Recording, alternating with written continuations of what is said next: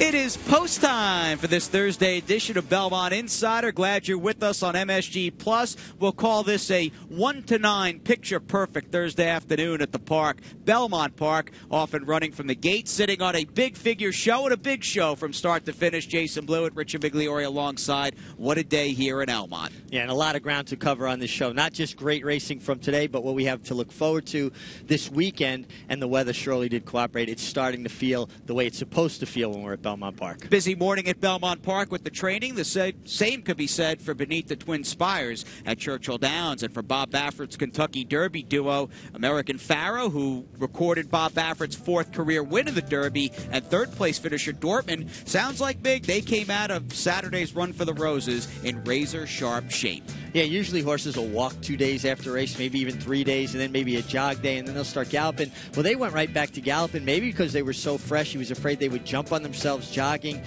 getting a little bit too fresh. So that is actually bodes well, especially to me for American Pharoah, who was so hard ridden through the stretch of the Derby. You would have expected him to maybe regress or back off his feet a little bit or be a little bit tired. Maybe he's just that kind of tough. Back to galloping tomorrow morning. They are set to fly to Baltimore Wednesday morning. And, of course, the second jewel of the Triple Crown, the 140th Preakness on Saturday, May 16th. Closer to home, in fact, Sunday's action. We hope to see you and Mom out here for Mother's Day 2015 at Belmont. My jaw dropped, Mig, when I saw the overnight of the $100,000 Diablo. 2 Grade 1 winners are in the mix in Sunday's 8th. An overnight stake, to get 2 Grade 1 winners, and clearly now who's a pretty good horse in his own right who gets an outside post.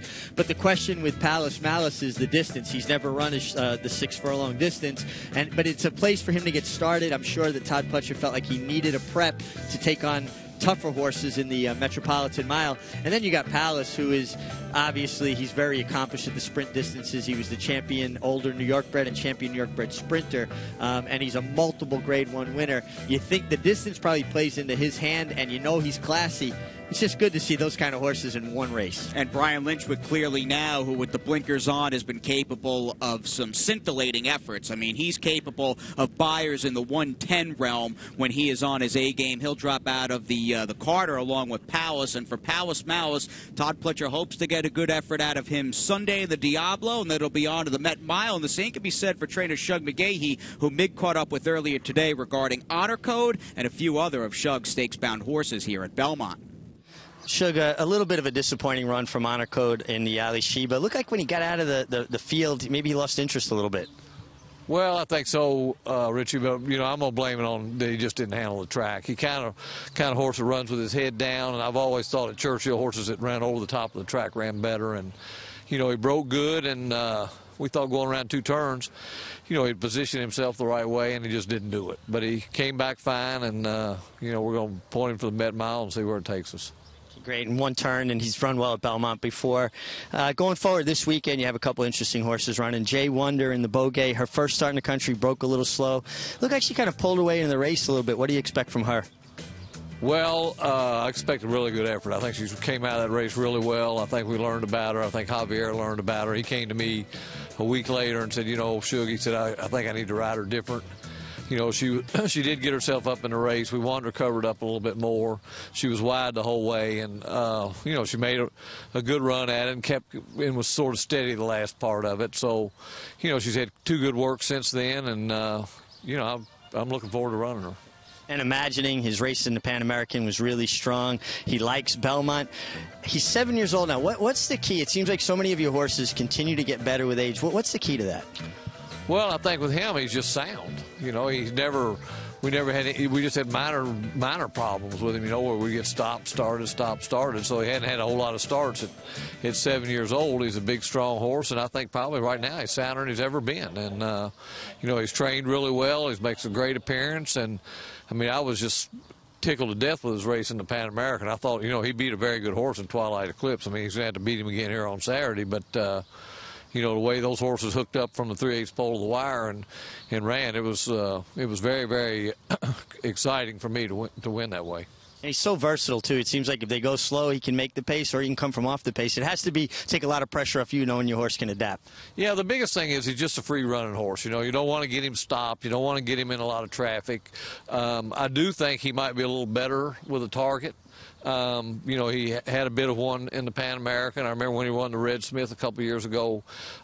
He was back, and I thought he ran really well. And so, you know, sometimes when he gets on the lead, he gets lost a little bit, you know, and he makes some mistakes that keep him from winning big races, you know, and that he's gotten beat in, you know, they finish second or third in, you know, switch leads at the wrong time and that kind of stuff. And with the Target, it seems to keep his mind on what he's doing. Shug, thank you, and best of luck this weekend. All right, Richie, thank you. Now, so imagining over $1 million in the bank, 9-time winner, 22 starts, and still going as good as ever, according to Shug, at age 7. Yeah, I mean, and again, I think that's a testimony to Shug and the patience of the owners as well. When you have owners that allow a trainer to do what they need to do to get a horse 100% right, they're going to have longer careers, and I think it leads to the longevity of a lot of Shug McGaughey's horses. To have a 7-year-old in that kind of form, I like it. And Shug knows what it takes to win the Man of War. Forgot he has won the last 3 editions with Point of Entry, Boisterous, and Imagining a year ago. Heady stuff, winning 3 consecutive Man of Wars with 3 different horses. Yeah, and now maybe add the 4th with the out of the 3. So yeah, I mean, Shug McGaughey, and this is his backyard. I mean, Belmont Park, no better place for them in the Phipps stable to get the money. I mean, it's just a place where they have had so much success and so much history. Well, if you tell it as it is, like Shug, good to see you catching up with him, and we'll have Shug in attendance on Saturday and Sunday. And again, we hope to bring Mom out here. We'll have a lot planned, family fun Sunday afternoon in the backyard. The kids can't get involved in the Jackson family wines, but we'll have activities planned for them as well. Yeah, I might have to take a little walk over there at some point in the afternoon, but I'll be good for the show, don't worry. Good, please do. And we got the, hopefully, game number 6, 7 p.m. Down in D.C. We'll see what shakes out with that, but a lot going on. Backyard looks terrific, resod, and speaking of terrific, how about these green, lush turf courses? We'll get you up to speed. Race number 8, this was the feature, 3-year-olds, and here's Larry Colmus. Takeover Target on the outside, and now there goes Blazing Truth. And Blazing Truth is sent along to take the lead and opens up to lead by 2. Zandar is running in second. Then Ocean Telegraph. Gallery Takeover Target taken back to 5th and racing 7 lengths off the lead early. Then it's Face the Music and Weekend Express trails the field as they head up the back stretch. And it is Blazing Truth who went 23 and 4 for the opening quarter mile and leads the way by 2 lengths up the backstretch. Zandar is getting closer, cuts the lead to a half a length. Ocean Telegraph is third on the outside. On the rail, Gallery is 4th. Herrad Ortiz has the favorite Takeover Target in 5th, 4.5 lengths from the front right now. And then it's Weekend Express on the inside, and Face the Music is last of them all as they race for the turn past a 48 flat half mile. And a long shot leader here, Blazing Truth, heads into the far turn in front. Zandar a half length behind and edging up alongside. Then Ocean Telegraph side by side with Gallery at the rail. After that, Face the Music outside of Takeover Target, who's still in the mix, will need some running room. 4 lengths off the lead, and then comes Weekend Express, and it is still Blazing Truth and Zandar. 3/4 in 1:11 and 2. And here comes Gallery off the rail with a rush to the outside. Face the Music, and in the extreme outside, Takeover Target is charging 2. Face the Music, Takeover Target on the outside, zooms on by to take the lead, and Herrad Ortiz Jr. goes on to his 4th on the card. Takeover Target over Face the Music and Gallery, and it was close for 4th. This was like Herrad Ortiz Jr., rush hour traffic, taking his luxury sports car for a cruise. What a quarter-mile burst of speed from Takeover Target as he comes into the picture. Yeah, this was a tremendous run, ready to fire up the bench. Chad Brown's barn's going so good.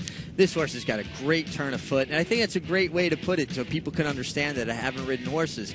If you're in a really good car with great acceleration and you're picking your way through traffic on the Southern State Parkway, the Long Island Expressway, it's the same thing. You can make gaps, and that's what this horse is able to do. He's an unbeaten colt by Harlan's Holiday. Broke his maiden first time out as a 2-year-old. Closing day at Belmont Park's fall meet last October. Laid up over the winter time. And I'll tell you, the runner-up for the Phipps stable and Shug ran his race, but Takeover Target was that much better. And for Chad Brown, well, he's got some good-looking turf 3-year-old fillies. It's nice to have a turf 3-year-old male that could do some damage as well. You would have to think the winner and the runner-up, Face the Music, would be pointing towards the Belmont Derby. I mean, they look like that caliber of horse. And the winner, Takeover Target, looks to me like he grew up tremendously over the winter. A lot bigger horse than he was last year. They'll point to the Belmont Derby will point to a commercial break. It'll be short, and the second segment on this Thursday edition of Belmont Insider.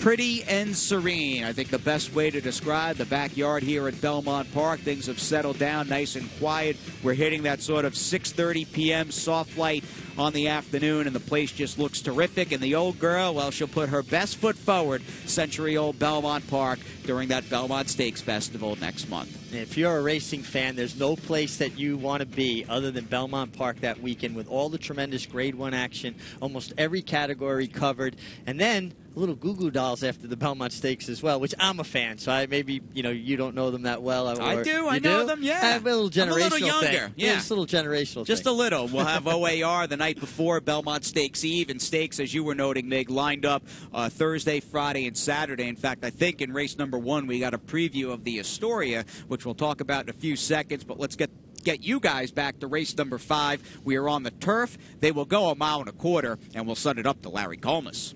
Is third to the outside, and then it's Powerful Instinct, and Sheldon will sit at the back of the field 6 lengths off of front-running Roman Approval and Jose Ortiz, who lead the way into that first sweeping turn here, and the lead is 2 lengths. Then comes Belisarius running second by another 2, and they're followed by Make a Decision in third, 5 lengths off the lead after a 24 and 2 opening quarter mile. Sheldon's out of last now, having gone by Powerful Instinct, who's at the rear of the field with 7 lengths to make up as they enter the backstretch. Roman Approval takes them onto the backstretch, 2.5 in front of Belisarius, who's well held here by Joel Rosario, and is sitting in second position. Then Make a Decision. Sheldon fourth on the outside. Powerful Instinct at the back of the field, 6 lengths off of Roman Approval, who went 49 and 1 for the first half mile. Roman Approval by 2.5. Belisarius second. Make a Decision. Sheldon on the outside. And Powerful Instinct still last, but only 3.5 lengths off the lead now as they make their move for the far turn. Roman Approval in front. Belisarius now just 1.5 lengths behind and pinned in at the rail. And then Make a Decision. Sheldon to the outside and Powerful Instinct. 3/4 went in 1:13 and 1. Around the far turn, Roman Approval has led every inch of the way, but the rail's open, and Belisarius comes pounding on through as they come to the top of the stretch, and Powerful Instinct has taken third and switches to the outside as they come into the final furlong. And it is Roman Approval. Here's Powerful Instinct on the outside. Belisarius is down at the rail. And here comes Powerful Instinct to the outside of Roman Approval. Roman Approval, Powerful Instinct. Powerful Instinct powers to the front and wins it over Roman Approval. Belisarius was third. What a week or so at Belmont Park for trainer Chad Brown and his operation. 8 for 16 at the close of today's card, and they went 2 for 2 today. Here's the first winner, Powerful Instinct. Powerful Instinct with a powerful late run and a terrific ride by Irad Ortiz. I was thinking about this, watching this earlier, Jason. His brother, Jose Ortiz, is on the lead with Roman Approval, and here he comes running with Powerful Instinct, and you could just kind of see how confident he was. He put his stick down and just wanted to beat his brother a little bit. I think it's sibling rivalry in the best sense. Absolutely, and both these kids at the top of their game, they both had solid winters over at Aqueduct, and they are ingrained into the fabric of this Belmont Park jockey colony. And how about this, a 6-year-old gelding by Smooth Jazz. How good is Michael Dubb? Bought this horse slightly under 2 years ago as a private purchase, and the proof has been in the record of Powerful Instinct, who's been very consistent ever since. Well, I've said it before. I probably sound like a broken record. It seems like Michael Dubb has a plan, whether he's buying a horse privately or he's claiming a horse, of where he's going to go with that horse, and he's been so successful at it because he does his homework. It's not by chance. It's because he does the work. And he had a 2-year-old filly by Artie Schiller in the gate for race number 1. 2-year-old filly, short field of 5. Most eyes were on the Wesley Ward duo as we send it back upstairs to Larry Colmus. They're off. Azuline on the far outside goes out to the front. Sombre away running in second. Back at the ranch is third. And then it's Feisty Lulabelle, who's steadied a bit going into the turn. The trailer is Daisy Creek, and Azuline has opened up a 7-length lead right away here. Azuline just flying along on the turn, well in front of Back at the Ranch, who's second by another 4. Then comes Sombre, Feisty Lulabelle, and Daisy Creek on the outside at 22 and 1 opening quarter for John Velasquez and Azuline, who got away from the field early, and now they're 7 lengths ahead of Back at the Ranch, who's trying to cut into the gap in second at the top of the stretch. Azuline's lead is down to 4. Back at the Ranch continues to gain with every stride and has dead aim with a furlong to go. Azuline and Back at the Ranch goes right on by her stablemate. Back at the Ranch and Joel Rosario pulling away in the end to beat Azuline. Feisty Lulabelle was third. 2 good efforts to date out of Back at the Ranch, who runs by her uncoupled stablemate beneath Joel Rosario. Here's a filly by Artie Schiller. Pretty precocious, Big, with 2-year-old dirt racing. Pretty precocious. Got to turn a foot like Artie Schiller. He couldn't replicate that on the dirt. He trained well on it in the morning. And Wesley Ward, how proficient is he with his 2-year-olds? They just run like they're older horses. They leave the gate running. They get position. They can do whatever they ask of them. And nice, Michael Dubb with a 2-year-old in the winner's circle. And I have a feeling with this strong race over the track for Back at the Ranch, who was purchased as a yearling for $110,000, I have a feeling they'll be nominating at the very least, if not starting as well, in the June 4th Astoria Stakes. Purse of $250,000. That's for 2-year-old fillies, and it looks like she's got a leg up on everybody with the solid win here over Big Sandy. Yeah, nice to see those big purses for the 2-year-old races. Should lend itself to some bigger fields. Same with the Tremont, the Astoria. These were races that were very important early on in the calendar before we got ready to go to Saratoga, and it looks like it's been a concerted effort to make them important again. No, we're happy about that. We look forward to that Belmont Stakes Festival, BelmontStakes.com, and we keep it here at Belmont Park, and we go back to Larry as well, 2, 3, 4, 6, 7, and 9 on MSG+. And they're into the stretch, and it's Matching Skies. Matching Skies 5 in front into the final furlong. From the Wildcat Girl on the outside, Star of the Forest is next. My Donna Jean and Coast of Sangria, and they're coming down to the finish, and it's all Matching Skies, finishing strong to beat Star of the Forest, who edges out the Wildcat Girl. My Donna Jean was fourth. After a 46 3/2 mile, they're into the stretch, and here comes Edith. Edith on the outside is up and after the lead, coming to the gate pole. Live, Love, Laugh fights on from the rail. These two are 1-2 inside the final furlong. Don't Blame Her is next. Nejma continues to make progress on the outside, but it's Edith and Live, Love, Laugh coming back on the rail. Live, Love, Laugh has won it. Beat Edith by a neck on the wire. Nejma was third. Don't Blame Her was Amelia down at the rail of 44 3/2 mile. And Underhill Drive is 3 lengths off of them and trying to cut into the gap in the last furlong. It is Mags Amelia in front. Sky Saratoga to the outside. Underhill Drive. And Rockin' Cozy is up into fourth. Mags Amelia puts away Sky Saratoga late. Mags Amelia wins it. Sky Saratoga holds on for second over Underhill Drive. Rockin' Cozy was fourth. Money Machine has circled the field. Money Machine, now the leader. Pecorino on the inside is second as they come down to the last furlong. And then it's Son of Dixie, Sandcat on the far outside, followed by Cost Effective. But it's Money Machine.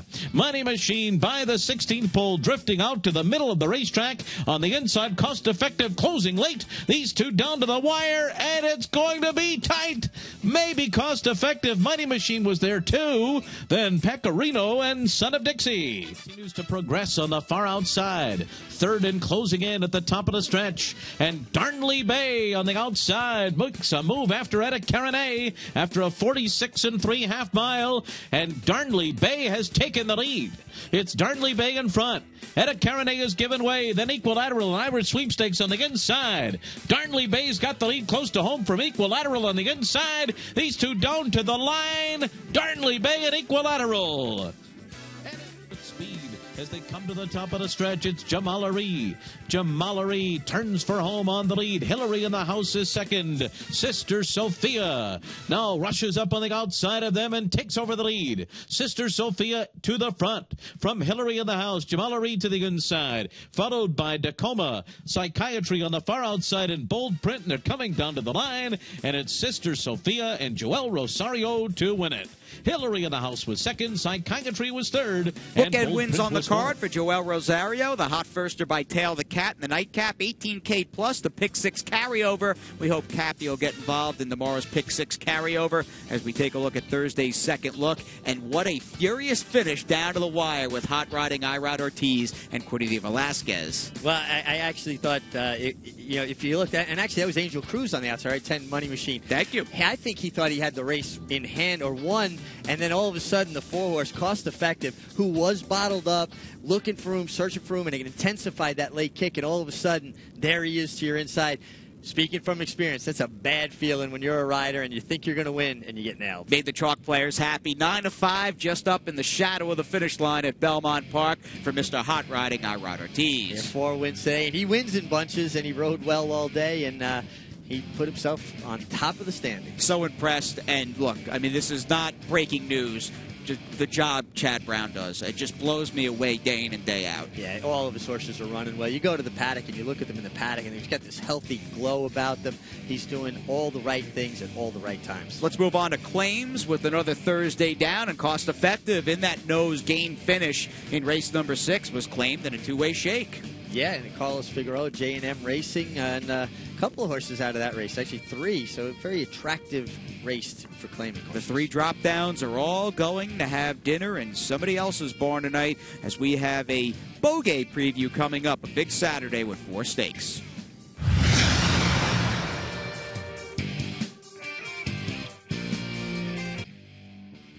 Belmont Park, sun is setting, sun is still out, in fact, as we have our Saturday preview on the horizon and a new look at NYRA.com. Only jockeys get closer to the action. Watch, wager, and win. Bet 100, get 100, a brand new interface, and the HD live streaming. That's free of charge. All you have to do is go to NYRA.com, sign up. You'll get it all free. It's terrific. The technology is just mind-boggling. Check it out after the show. We're nearly at the finish line as we have our Peter Pan preview for Saturday's, one of 4 Saturday stakes, and we get things underway with 2 weeks off for Todd Pletcher. Yeah, who doesn't like 2 weeks off? I mean, I love 2 weeks off, usually right after Saratoga, too. But this horse was very impressive breaking his maiden at Saratoga last year. Fires off the bench going 7/8 at Keeneland. Has the look of a horse that distance limitations aren't there. I think a mile and 1/8 would be well within his wheelhouse. And he's obviously very talented. As the Pletcher barn looks for their 3rd career win in the Peter Pan, Mark Casse does not get away from Bob Baffert, beaten just a nose by Bob Baffert last time out in the Illinois Derby at Hawthorne. Conquest Curlinate, who's coming out of a good effort. And the best effort of his career, Sean Bridgemahan comes in for the ride, rode him this day where he was beaten a nose. And I think he thought he might have even gotten there at one point. He was kind of well away from the Baffert horse. It's hard to tell when you had that much separation if you got your nose down on the wire first. Baffert's got some serious fingerprints on the 2015 edition of the Peter Pan. He beat Conquest Curlinate. He's got a horse we'll get to in a second. And he trained looking at Lucky, the sire of Made from Lucky, who you may recall about a week and a half ago was scratched or at least not entered in the Kentucky Derby. Yeah, they decided maybe it wasn't the best spot for him, and they went shopping, and I think they landed in a much better spot here. 1 turn, mile and 1/8 in the Peter Pan, and a little easier competition. Made from Lucky. He's got some good races. He's kind of got to step up, though, doesn't he? I mean, he was beaten 9 lengths to the Derby winner. Right. But tangling with American Pharaoh at his last couple. He catches an okay field, maybe on the short side with only 5, and he's running against 4, but there are no American Pharaohs in the starting gate for Made from Lucky. No, and he gets a little bit of a makeover. He takes the blinkers off. Maybe it'll help him get the mile and 1/8. I'm not sure what the thought process is behind that, but I like blinkers off. Sometimes it just gets horses to be a little more relaxed, a little more efficient. And blinkers on, and he has run with blinkers in all 3 career starts. The Bob Baffert trained Wolfman Rocket, who seems to be coming to hand. Yeah, Wolfman Rocket's never run a bad race. Obviously ran really well last time when he broke his maiden in a stake at Oaklawn, so obviously they thought a lot of him. All right, that's Baffert's favorite in the Peter Pan, Wolfman Rocket with Irad, and we'll get on to the Fillies and Mares, race number 7, the Grade 3 Bogey. Bigger field than the Peter Pan. We go with 7, and we have got a multiple New York-bred divisional champion in Discreet Mark, who's made over $1 million, and she is just terrific. Yeah, she is terrific, and it's nice to see her back again as a 5-year-old. She gets a nice outside post, which I like for her on the turf. She's got enough speed to put herself in the race without being committed into the race. She gets John Velasquez, whose percentage with Christophe Clement is through the roof.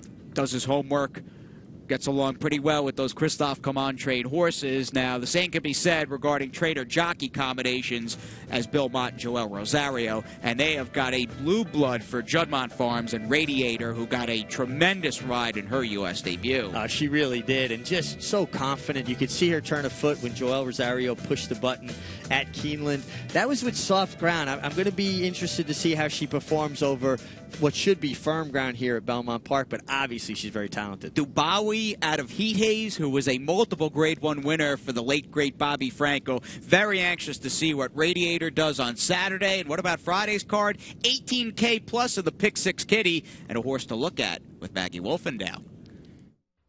Thanks, guys. Here in a glorious afternoon in the Belmont paddock. Looking forward to the Friday card. Race number 4 is an optional allowance for fillies and mares, 6 furlongs.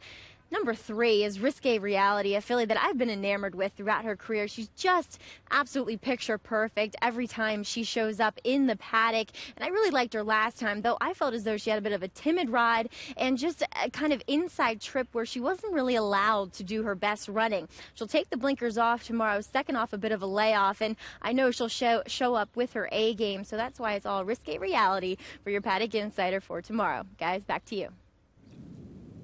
Ready for another Friday at beautiful Belmont Park. We have 9 races on deck. That first race post, 1:20 p.m. Sun is still out. What a night. We thank you for tuning in to us here on MSG Plus. And for the Mig and myself, we'll catch you tomorrow night right here on Belmont Insider.